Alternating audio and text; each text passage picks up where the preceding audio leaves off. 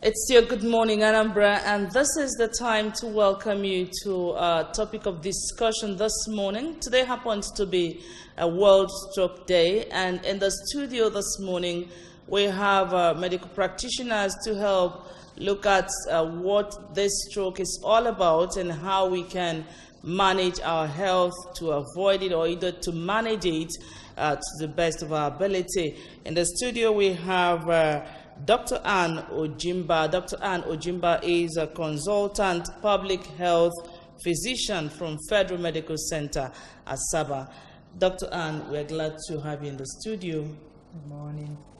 All right, we also have Rita Melefongo, who is the Secretary, Nigeria Reference Stroke Group. Rita, you're welcome to the studio. Thank you. All right, let's roll. Now, there is this statistics that stroke happens to be, one of the highest thing that causes death world over, and that 800 million people have had stroke. 50 million stroke survivors live with some form of permanent disability. And how true could this be? And let's really get to understand the extent this stroke can go to damage human life. Dr. Ojimba, let's begin with you. It's a good thing that we're talking about this today. It's true that over 50 million people are living with stroke. They've experienced stroke.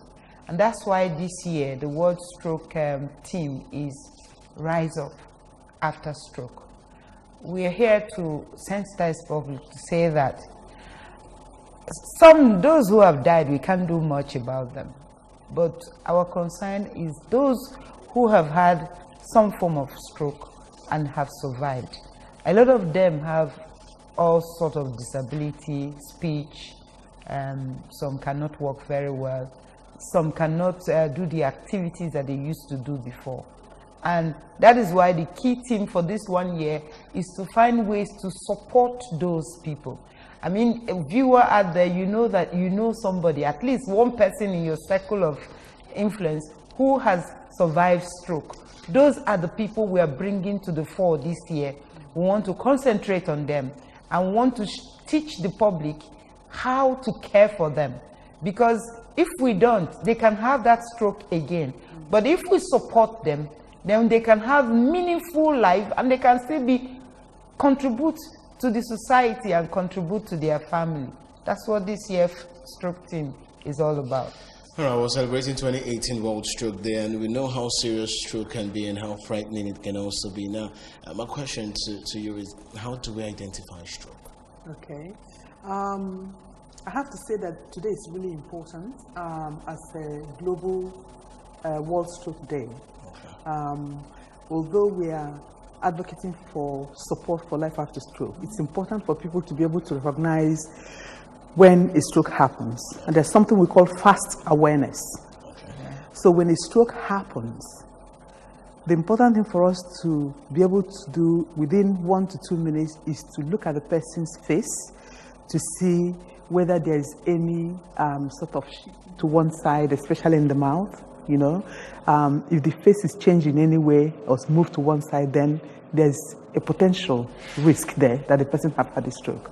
Okay, you can ask the person to raise their arms, for example, yeah, and if the person, you tell them to put one arm down, and they can't, or you ask them to keep their arms there, one goes down, then you know that there's a weakness on that arm. Yeah. The other thing is if the person, you ask them their name and the person can't speak properly, there's lost speech, then there's an indication that stroke has happened. And the next thing to do is to make sure that you take the person to the hospital. However, having said that, there are risk factors for stroke. Things like high blood pressure, cholesterol, diabetes, somebody being overweight, somebody that smokes too much, or eats poor diet, for instance. Those are the risk factors that can contribute to someone having a stroke, and particularly people that smoke as well. And recently, we just came back from the World Stroke Congress in Montreal, and air pollution has been identified as one of the major risk factors for stroke. And we know that in Africa, sub-Saharan Africa, we have people with sickle cell. So now in our Life After Stroke Center in Onitsha, the youngest stroke survivors we are getting are people with sickle cell. You know, somebody have a stroke, they don't have previous history of blood pressure, diabetes, and stroke happens. Because for people with sickle cell, there's a period of time that they go into crisis, and that's when they can form clots. Because when we say that the stroke happens, it's either the person have a clot or there's a bleeding into the brain. Okay, now it seems this program for this year is specifically for people that have stroke already. You know, and there's this saying that prevention is better than cure. You know, can we actually prevent stroke, Dr. Ann? Yeah, we can. She had just enumerated the risk factors. If you're hypertensive, you should make sure that your hypertension is under control. See your doctor and take your medication. If your one is overweight, then you should try as much as possible to control your weight. Things like diabetes should also be controlled.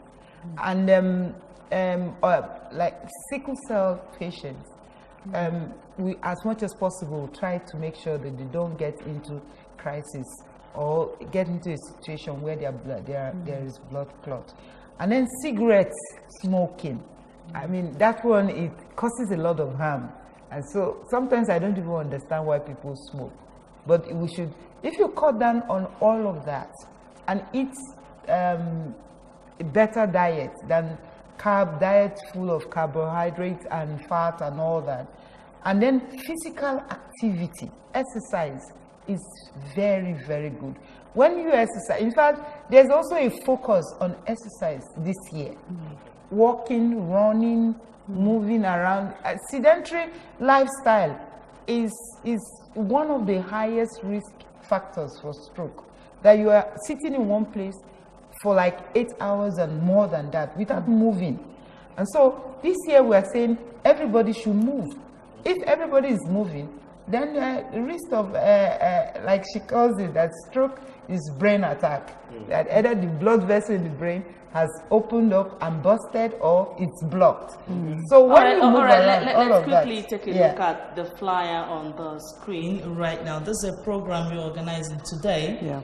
You know, tell us about it, Meliform, please. Okay, there's a global campaign working group, and every year we have to celebrate the World Stroke Day on 29th of October. The date doesn't change, and it's the same all over the world. So this year, the campaign working team of the World Stroke Organization felt that it is time to raise the issues about life after stroke, because people that have stroke are being marginalized, they're being socially excluded and isolated. And the thing is that we have to understand that stroke can be treated, it can be prevented, and it can be beatable. So these are what you entail doing, you know, time and the venue, and before we go. So today, the World Stroke Day, we are celebrating in Onitsha. There's going to be walk and run against strokes, and we're going to have a stroke assembly where there's a conference, and we'll talk about what stroke is. And we have stroke survivors that have come to our Life After Stroke Center, and they have recovered. So they'll come and give their testimonials. Yes. Give us the time and the venue for people that will be interested to attend the program this morning. Okay, the time is, well, 11 o'clock. Come at 11 o'clock at the stroke assembly, and it's in Palace Imobi, Onitsha, in Oka Road. All right, we'd like to thank you so much for coming on the show. We could go on and on, but time is no longer our friend here. Thank you. We'd like to appreciate Mrs. Rita Meliform, who is the Secretary, Nigeria Reference Stroke Group. Thank you so much for coming. You're welcome. And thank you so much, Dr. Ann, for coming all the way from Federal Medical Center, Asaba, this morning. Thanks for your time. Thank you. You're welcome. All right, this is where we wrap up this segment. We'll be back shortly. Don't go anywhere.